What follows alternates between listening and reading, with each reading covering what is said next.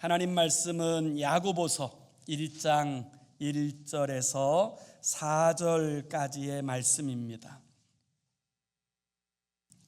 야고보서 1장 1절에서 4절까지. 우리 다 찾으셔서 함께 큰 목소리로 같이 읽습니다. 시작. 하나님과 주 예수 그리스도의 종 야고보는 흩어져 있는 12지파에게 문안하노라. 내 형제들아, 너희가 여러 가지 시험을 당하거든 온전히 기쁘게 여기라. 이는 너희 믿음의 시련이 인내를 만들어내는 줄 너희가 알미라. 인내를 온전히 이루라. 이는 너희로 온전하고 구비하여 조금도 부족함이 없게 하려 함이라. 아멘. 오늘부터는 야고보서에 관한 말씀을 함께 묵상하려고 합니다. 야고보서는 소위 공동서신, 이렇게 부르는 서신입니다. 공동서신이라는 말은 어떤 특정한 한 교회를 향하여 보낸 서신이 아니라 모든 교회를 향하여 보내진 서신, 이렇게 표현하여서 공동서신, 이렇게 이야기하는 것입니다. 예를 들면 로마서는 어느 교회에 보낸 편지일까요? 로마 교회에 보낸 편지예요.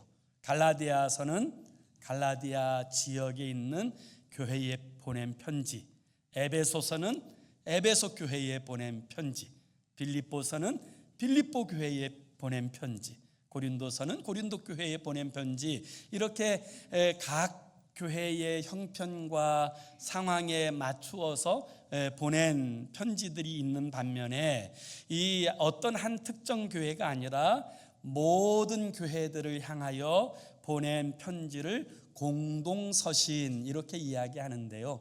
이 공동서신은 야고보서부터 시작해서 요한1서, 요한2서, 요한3서, 또 베드로전서, 베드로후서, 유다서, 이런 모든 서신들을 공동서신, 이렇게 부르게 되어지는 거지요.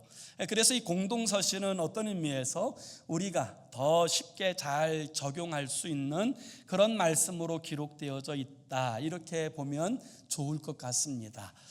자, 그런데 그러면 야고보서는 누가 기록하였을까요? 오늘 본문 1절을 한번 다 같이 봅니다. 1절 우리 같이 한번 읽어봅니다. 시작.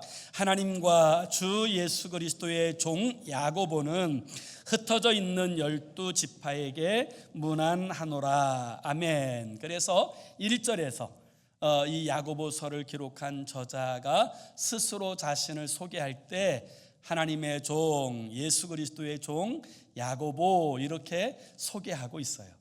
그런데 문제는 성경에 야고보라는 이름이 많이 나온다는 거예요. 그래서 그러면 이 성경을 기록한 야고보가 누구냐, 이 부분들을 우리가 이해할 필요가 있는데요. 제일 먼저 성경에 나오는 야고보는 바로 예수님께서 정말 사랑하셨던 예수님의 12제자 가운데 야고보라는 사람이 있습니다. 주님이 아주 특별한 일들을 행하게 될 때에는 아주 특별한 소수만 데리고 그 일을 행하실 때가 있는데, 그 가운데 베드로와 야고보, 요한이 있습니다. 그래서 거기에 등장하는 야고보, 요한의 형제인 야고보라고 하는 예수님의 제자, 사도가 있지요. 이렇게 주님과 이제 3년 이상을 동고동락하고 또 오순절날 성령의 충만함을 받고 또 주님을 위해서 열정적으로 일하던 이 야고보는 사도행전 12장에 보면 유대 왕인 헤롯이 유대인들을 기쁘게 하기 위하여 이 야고보를 잡아다가 칼로 죽입니다.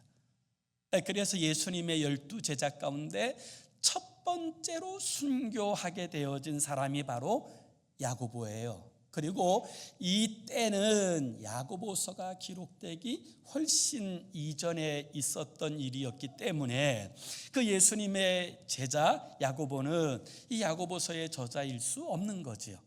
두 번째 등장하는 야고보가 있는데 그 야고보도 예수님의 12 제자 중에 한 사람입니다. 알페오의 아들 야고보 또는 작은 야고보 이렇게 불렀던 사람이에요. 아마 저처럼 좀 키가 작았던 모양이에요. 그래서 이제 작은 야고보 이렇게 부르게 되었는데 이 작은 야고보도 오순절날 성령의 충만함을 받고 주님을 위해서 열정적으로 사역을 하였지만 이 야고보가 사역한 주 무대는 예루살렘이 아니라 시리아 쪽에 가서 열심으로 사역하였던 까닭에 이 작은 야고보도 이 야고보서의 저자라고 이야기하기가 어렵지요. 그러면 진짜 야고보서의 저자가 누구냐? 세 번째 등장하는 야고보는 예수님의 친동생인 야고보가 있습니다. 이 예수님의 친동생인 야고보는 예수님이 살아계실 때는 예수님을 믿지 않았습니다. 믿지 않은 정도가 아니라 오히려 예수님을 비난하였던 사람이 바로 그 동생인 야고보였어요. 그런데 자신이 믿지 않고 자신이 따르지 않던 자신의 형님 예수님이 십자가에 죽으시고 3일 만에 부활하셨는데 그 부활하신 주님을 만나요. 그리고 이 부활하신 주님을 만나고 나서 이 야고보는 완전히 달라집니다. 180도로 달라져요. 누구든지 정말 부활하신 주님을 만나고 그분이 우리 안에 내주에 계셔서 우리를 다스리게 되어지면 그 사람은 변하게 되어져 있습니다. 어떤 놀랍고 신비한 체험을 말하는 것이 아니라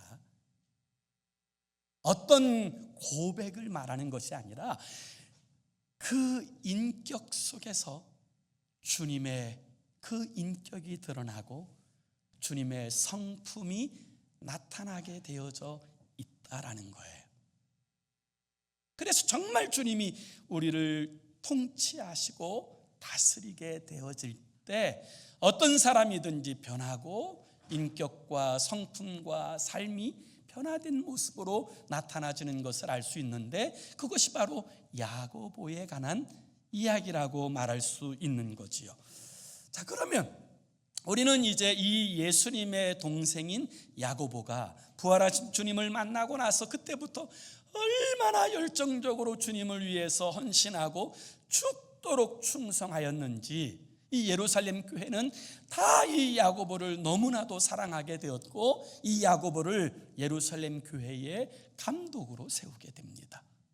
그때부터 야고보는 흩어져 있는 모든 교회와 디아스포라 성도들을 향하여서 관심을 갖고 기도하고 그들을 향하여 이 야고보서의 편지를 써서 보내게 되어지는데 그러면 왜 야고보서는 기록되어졌느냐? 다시 말하면 야고보서의 기록 목적이 무엇이냐? 이 부분들을 우리가 먼저 살펴볼 필요가 있어요. 야고보서가 기록되어진 이유는 예수를 믿는다고 하면서도 그 삶에 예수 믿는 흔적, 예수 믿는 삶에 열매가 없는 사람들을 위하여 우리가 정말 예수 그리스도를 믿으면 그 믿음은 반드시 행함을 통하여 드러나게 되어져 있다라는 사실을 가르쳐 주기 위하여 기록한 말씀이 야고보서라고 이야기할 수 있게 되어지는 겁니다. 정말 예수 그리스도를 믿고 거듭나게 되어진다면 여러분 그 삶에는 반드시 예수 믿는 흔적이 드러나야 됩니다. 그래서 주님께서는 우리를 판단하실 때 이렇게 말씀하세요. 그 사람의 입이 아니라 그 사람의 열매로 그들을 알리라 이렇게 말씀하세요. 예수 그리스도를 주로 영접하고 성령과 말씀으로 거듭나게 되어질 때 그 삶 속에 반드시 드러나야 되는 삶의 열매들, 그리고 예수 믿는 사람들을 향한 하나님의 그 뜻하심과 계획하심들. 죄송합니다. 그와 같은 일들이 반드시 보여져야 한다라는 사실을 이야기하면서 예수 믿는 사람들에게 어떻게 하나님이 섭리하시는지, 역사하시는지, 이끌어 가시는지를 보여주는 말씀이 바로 야고보서의 말씀이에요. 그래서 어떤 이들은 이 야고보서가 그리스도인의 삶의 기본기를 세워주는 말씀이라고 그렇게 분명하게 이야기합니다. 예수 믿는 사람들이 어떻게 살아야 하는지, 정말 믿는다면 어떤 열매를 맺어야 되는지 삶의 기본기를 정확하게 가르쳐주는 말씀, 이것이 바로 야고보서예요. 그래서 우리가 이 야고보서를 이제부터 살펴보는 동안에 이 말씀을 통하여서 우리가 정말 주님을 얼마만큼 신뢰하고 얼마만큼 따라가며 얼마만큼 변화되고 있는지 우리의 신앙과 삶을 점검하는 그런 복된 시간이 되어질 수 있기를 원합니다. 그러면 우리의 신앙의 기본기가 온전히 세워지리라고 믿습니다. 지난 한 주간 동안에 우리 대한민국의 가장 큰 이슈가 되어졌던 내용이 있다면, 저는 그 일본에서 이제 열렸던 고시엔 대회에서 대한민국 정부가 인가해준 교토 국제고등학교가 우승한 이야기일 것이라고 생각합니다. 실제로 106회의 오랜 전통을 자랑하는 일본 사람들이 정말 누구나 다 열광하고 좋아하는 전국 고교 야구 선수권 대회, 이 고시엔 대회에서 이제 우리 한국말을 가르치기 위해서, 또 우리 대한민국의 문화를 가르치기 위하여 세운 이 교토 국제고등학교가 우승했다고 하는 이야기는 거의 기적 같은 이야기라고 말할 수 있어요. 일본에는 약 5,000개 정도의 고등학교가 있습니다.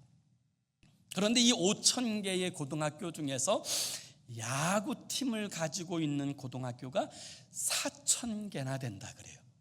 그러니까 이 일본이 야구 잘하는 이유가 있는 거죠. 이 4,000개의 고등학교가 거의 매해마다 이 고시엔 대회, 전국 고교 야구 선수권 대회에 참여하는 거예요. 그래서 올해도 106회에 이제 자랑하는 올해도 3,715개 고등학교 팀이 참여를 했어요. 그 팀들을 다 이기고 우승하였다고 하는 것, 이게 뭐 기적 같은 일 아닙니까? 그리고 이 우승하였을 때 한국어 교가가 막 일본 모든 사람들에게 그 가정에 다 들려졌다고 하는 것도 우리의 가슴을 참 웅장하게 하고 감격스럽게 하는 그런 일이었다고 생각합니다. 실제로 이 고등학교의 학생 수는 이 교토 국제 중학교 고등학교가 붙어 있는데 이 두 학교가 다 합해서 학생 수가 160명이에요. 근데 보통 일반 고등학교는 학생 수가 3,000명, 4,000명, 5,000명 되는 이런 학교와 더불어서 겨루어서 우승하였다고 하는 이야기도 너무 놀랍고요. 이 학교가 야구부가 세워진 것이 1999년이었답니다. 1999년에 어쨌든 이 학교도 이 특성을 살리기 위해서 야구부를 세우고 첫 번째 고시엔 대회에 출전했는데 첫 경기에서 34대 0으로 형편없이 무너져 버렸어요. 그리고 나서 25년 만에 우승을 한 거예요. 그러니까 일본이라고 하는 나라가 이제 뭐 한 170개의 광역 도시로 이루어졌다 그러는데 대부분 현에서요, 이 고시엔대에서 우승한 그 학교가 있는 이 현은 그걸 너무너무 영광스럽게 여기는데, 이 교토도 86년 만에 이 국제고등학교를 통해서 우승하게 되었고, 그리고 역사적으로 이런 국제고등학교가 우승한 예가 한 번도 없었어요. 그런데 제가 이렇게 장황하게 설명하는 이유 중에 하나는 이 고등학교가 도대체 그러면 이 미니 고등학교라고 표현하는 소규모의 고등학교가 어떻게 우승할 수 있었는가에 대한 그 어떤 분석에 관한 기사를 제가 읽었기 때문이에요. 어떻게 이 작은 학교가 그 엄청난 상대들을 다 물리치고 우승하였는가에 대한 칼럼에 보면 참 의미 있는 이야기를 써놨어요.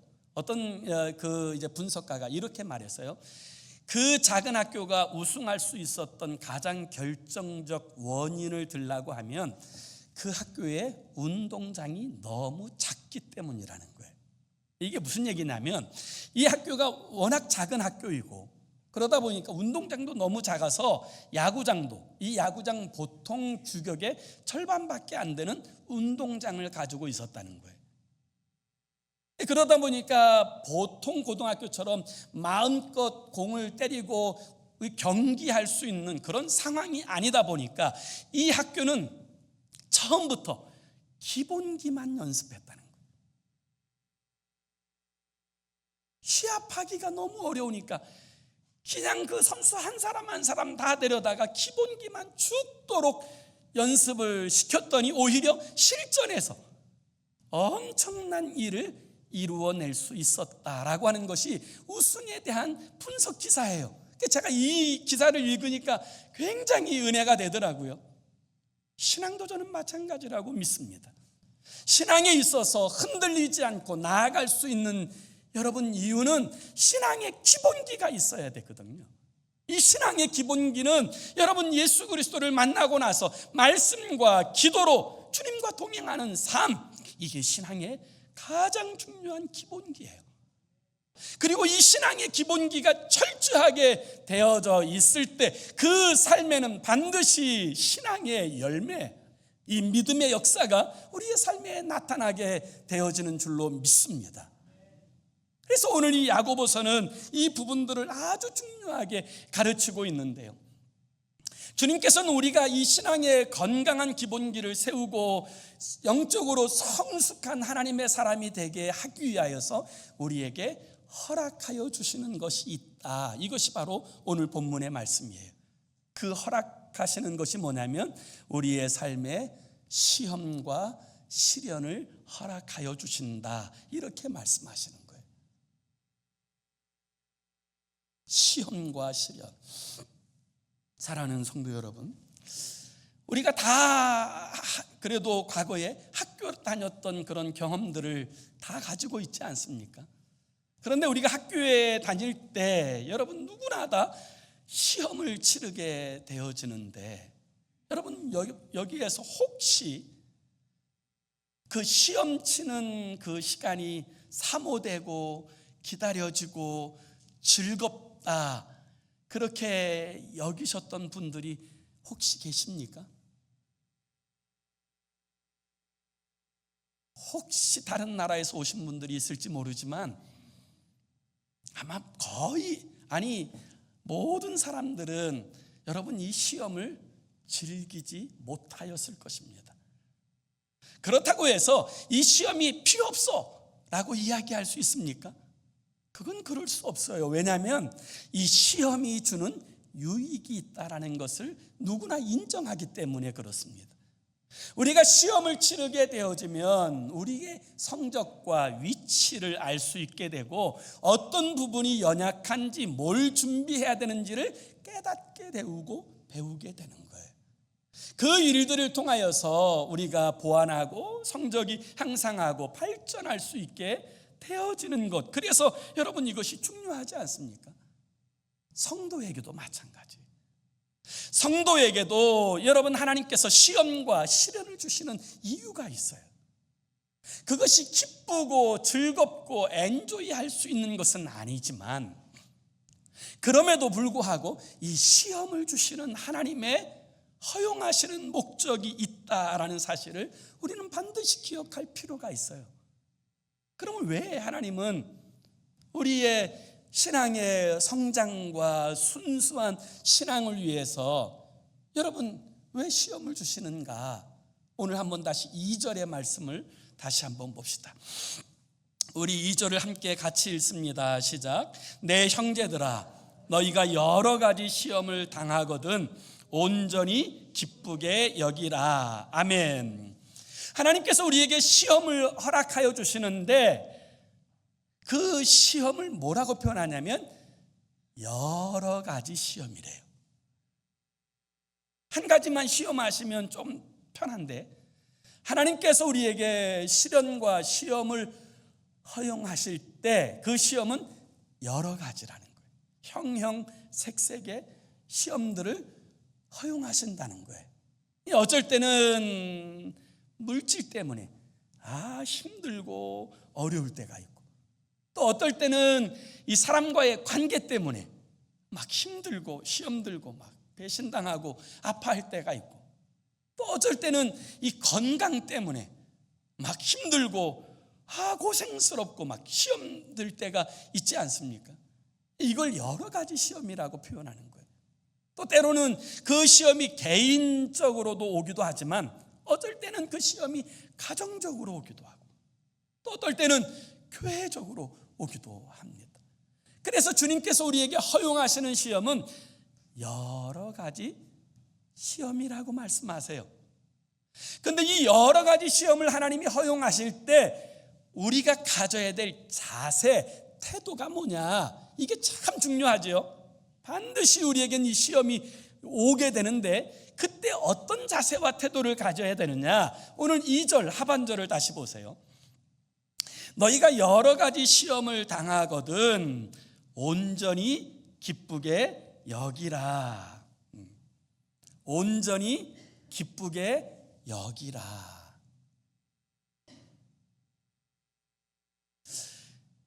왜 하나님께서는 여러 가지 시험을 당했을 때 온전히 기쁘게 여기라고 하셨을까요?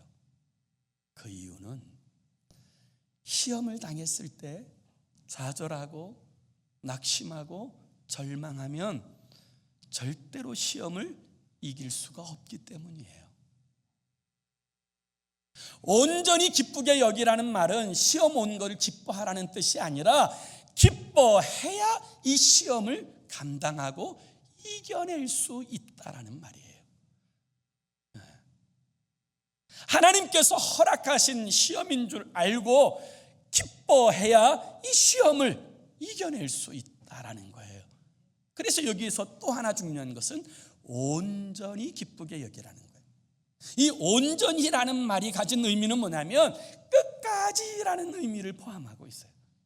우리가 시험을 당할 때 처음에는 한번 이겨보자, 그렇게 할 수 있지만 시간이 지난 다음에는 그렇지 않을 가능성이 많아요. 그래서 주님은 우리가 여러 가지 시험을 당할 때 끝까지 기쁘게 이 시험을 감당하는 자세로 이 시험을 이겨내야 된다라는 사실을 말씀하고 있는 거예요. 우리가 성경에서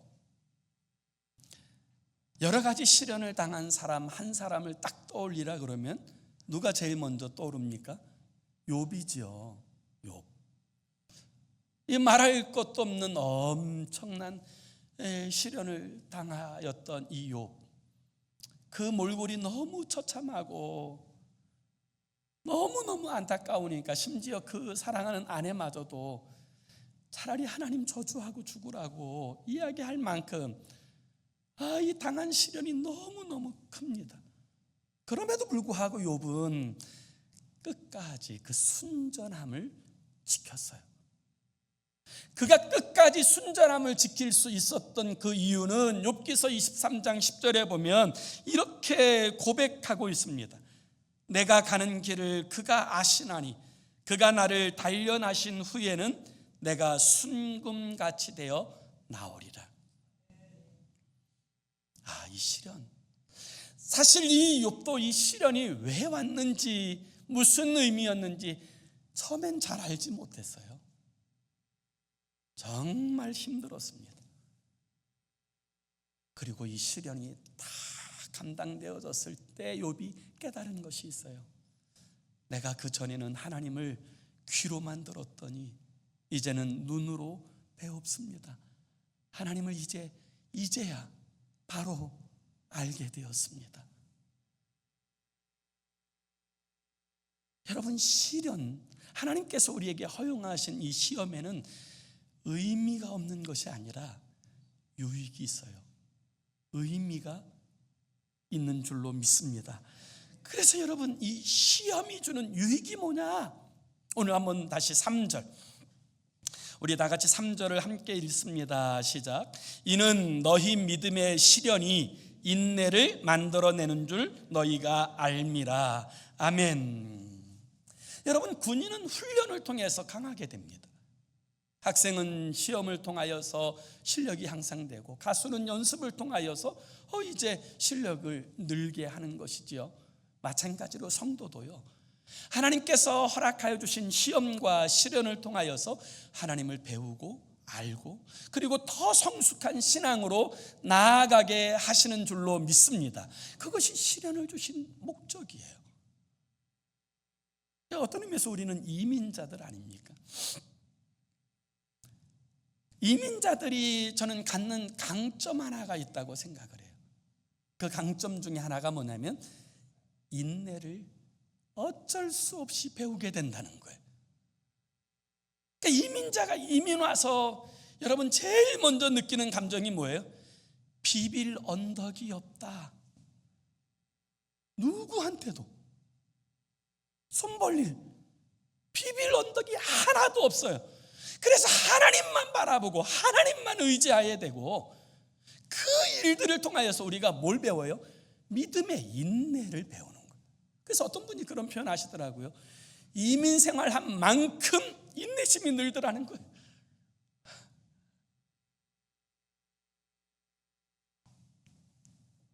잠언서 17장 3절에 보면 도가니는 은을, 풀무는 금을 연단하거니와 여호와는 마음을 연단하시느니라. 하나님은요, 우리의 마음을 연단하세요. 때로 시험과 시련을 통해서 우리의 마음을 연단하세요. 그 일을 통하여서 전적으로 하나님만을 의지하고 신뢰하는 믿음 가운데서 인내할 줄 아는 하나님의 사람이 되게 하시는 것, 그것이 하나님의 뜻이에요. 우리가 요즘 새벽에 민수기서에 관한 말씀들을 함께 묵상하고 있는데요, 이 민수기서의 말씀을 통하여서 우리에게 주는 아주 중요한 영적 교훈이 뭡니까? 하나님께서 이스라엘 백성들을 출애굽시키셔서 홍해 바다를 건너시고 이 마른 광야를 지나서 이 가나안 땅 앞에까지 이끌어 가세요. 그런데 이 이스라엘 백성들이 인내심이 없어요. 조금 잘 되면 교만하고 흥분하고, 조금 못 되면 원망하고 절망하고 불평하고 좌절하고, 노예의식을 버리지 못하고 계속 그 가운데 머물게 되었을 때 하나님께서는 그들에게 40년 동안 훈련하세요. 연단을 하세요. 광야는 먹을 수 있는 양식이 없는 곳이에요. 마실 수 있는 물이 없는 곳이에요. 농사 지을 땅이 아니에요. 그럼에도 불구하고 하나님께서는 그들로 하여금 그 40년 동안 한 번도 굶게 하지 않고, 한 번도 목말라 죽게 하는 일 없이, 심지어 그들이 입고 나온 옷마저도 헤어지지 않고 신은 신발마저도 닳지 않도록 세심하게 섭리하시면서 그들을 훈련하신, 연단하신 그 이유에 대해서 신명기서 8장 3절이 이 부분들을 이렇게 소개하고 있어요. 너를 낮추시며 너를 줄이게 하시며 또 너를 알지 못하며 내 조상들도 알지 못하던 만나를 내게 먹이신 것은 사람이 떡으로만 사는 것이 아니요 여호와의 입에서 나오는 모든 말씀으로 사는 줄 내가 알게 하려 하심이라. 그게 하나님의 뜻이에요. 하나님의 성도들로 하여금 전적으로 하나님을 의지하며 그 믿음 가운데서 행하여 살게 하시기 위한 이 시련과 인내를 그들에게 주셨다라는 거예요. 예수님께서 갈릴리 바다를 배를 타고 건너실 때 너무 피곤하여서 배에 고물에 머리를 대시고 주무시는데 갑자기 풍랑이 일어나서 배가 흔들리고 물들이 배 안으로 쏟아져 들어오게 되자 제자들은 너무너무 놀라서 이제 우리 다 죽게 되었다, 아우성을 칩니다. 그런 상황에서도 주님께서 일어나시지 않자 제자들이 주님을 막 깨우면서 이렇게 말합니다. 주여, 우리가 죽게 된 것을 돌아보지 않으십니까? 그때 주님께서 배에서 일어나셔서 바람과 파도를 잔잔하게 하신 후에 제자들에게 딱 한마디 하세요. 너희가 어찌하여 두려워하느냐, 믿음이 적은 자들아. 그 일들을 통하여 주님께서 그들을 실현하시는 목적은 그들로 하여금 믿음의 인내를 가지고 주님 바라보고 살아가는 성숙한 하나님의 사람이 되게 하시고자 하는 것, 이게 주님의 뜻이었어요. 그러면 여러분, 왜 하나님께서는 우리에게 믿음의 인내를 주시고자 하십니까? 4절, 우리 한번 다 같이 4절도 함께 읽습니다. 시작. 인내를 온전히 이루라. 이는 너희로 온전하고 구비하여 조금도 부족함이 없게 하려 함이라. 아멘. 왜 하나님께서 우리에게 믿음의 시련을 주십니까? 그는 우리를 통하여서 온전하고 구비하여, 이 단어가 참 중요해요. 온전하고, 이건 성숙하고 순전함을 말하는 거예요. 구비하여는 자격을 다 갖춘 상태를 말하는 거예요. 그래서 부족함이 없게 하시기 위해서 하나님께서는 우리가 이 믿음의 인내를 통하여서 우리 주님을 배우고 주님을 더욱 신뢰하는 법을 배워서 온전하고 구비하기를 원합니다.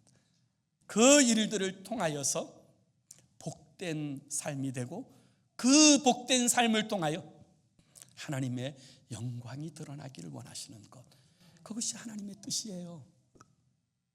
하나님께서 아브라함을 부르실 때, 아브라함이 갈대아 우르를 떠나 가나안 땅에 들어와서 살 때 그는 처음부터 온전한 사람이 아니었어요. 흉년이 오게 되자 하나님께 묻지도 않고 애굽으로 떠났다가 사랑하는 아내를 애굽의 바로에게 빼앗기고 가정은 파탄날 지경에 이르기도 하였어요. 분명히 하나님께서 사라를 통하여서 그 씨앗을 주신다고 약속하셨음에도 불구하고 자신의 기력이 점점 떨어지고 아내는 생산할 능력이 없다고 생각해서 그 여종 하갈을 통하여 이스마엘을 낳는, 여러분, 이 불신앙의 모습도 나타내었어요. 그럼에도 불구하고 하나님께서는 아브라함을 훈련하시고 연단하셔서 결국 이 아브라함으로 하여금 하나님을 전적으로 신뢰하는 믿음의 사람이 되게 하세요.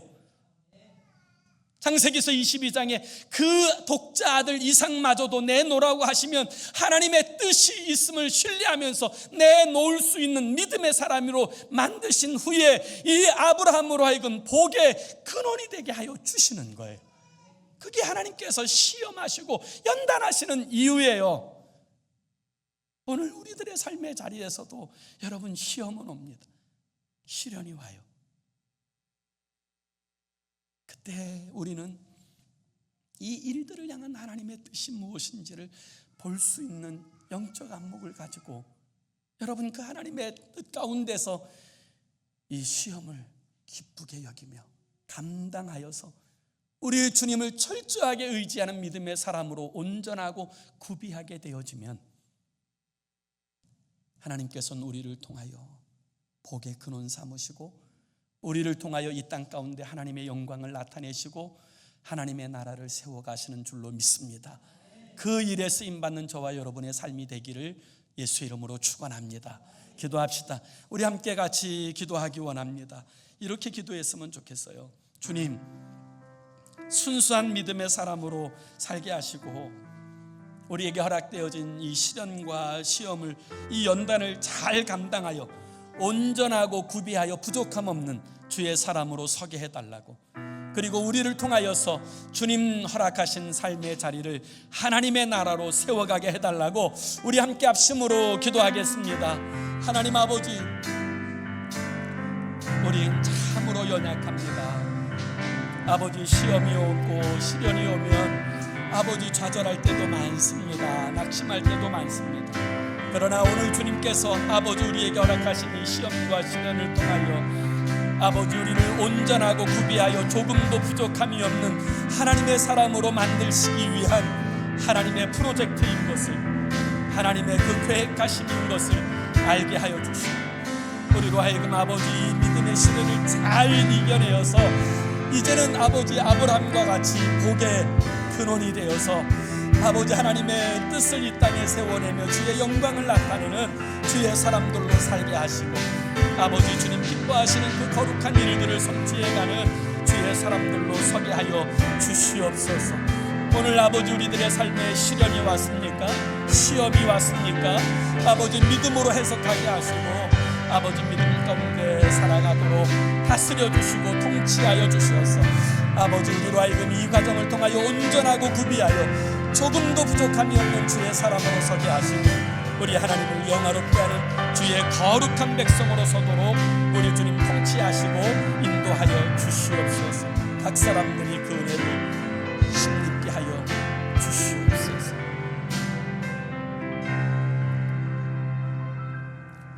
좋으신 하나님 아버지, 하나님께서 우리에게 허락하여 주시는 시험, 시련, 연단은 언제나 버겁고 힘듭니다. 그렇지만 아버지 이 일들을 향한 하나님의 계획하심이 있음을 보게 하시고 알게 하여 주셔서 아버지 시험을 대하는 우리의 태도와 자세가 변하게 하시고 기쁜 마음으로 감당하게 하여 주옵소서.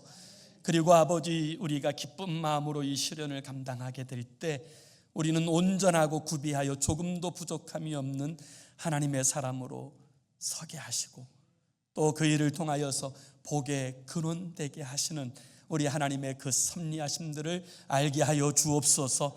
그 믿음으로 이겨내는 우리가 되게 축복하여 주시옵소서. 예수님의 이름으로 기도 올리옵나이다. 아멘.